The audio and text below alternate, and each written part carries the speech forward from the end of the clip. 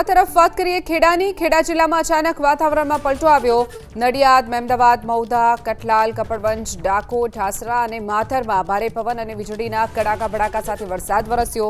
એકાએક ભારે પવન ફૂંકાતા રસ્તા પર ધૂળની ડમરીઓ પણ ઉડતા લોકો મુશ્કેલીમાં મુકાયા હતા। નડિયાદમાં તો કેટલાક વિસ્તારોમાં જળબંબાકારની સ્થિતિ જોવા મળી। માઈ મંદિર, ખોડિયાર અંડરપાસમાં પાણી ભરાતા લોકોને હાલાકી વેઠવાનો સામનો કરવો પડ્યો હતો। તો ડભાણ રોડ ઉપર કલેક્ટર કચેરીના ગેટ પાસે ભૂવો પડવાની પણ ઘટના બની છે। ખેડા તાલુકામાં સૌથી વધુ 1.5 ઇંચ વરસાદ ખાબક્યો છે, જ્યારે માતર અને નડિયાદમાં 1.5 ઇંચ વરસાદ, મહુધામાં 1 ઇંચ, કપડવંજમાં અને વસોમાં 1.5 ઇંચ વરસાદ ખાબક્યો છે। લોકો મુશ્કેલીમાં મુકાયા હતા। નડિયાદમાં તો કેટલાક વિસ્તારોમાં જળબંબાકારની સ્થિતિ જોવા મળી। માઈ મંદિર, ખોડિયાર અંડરપાસમાં પાણી ભરાતા લોકોને હાલાકી વેઠવાનો સામનો કરવો પડ્યો હતો। તો ડભાણ રોડ ઉપર કલેક્ટર કચેરીના ગેટ પાસે ભૂવો પડવાની પણ ઘટના બની છે।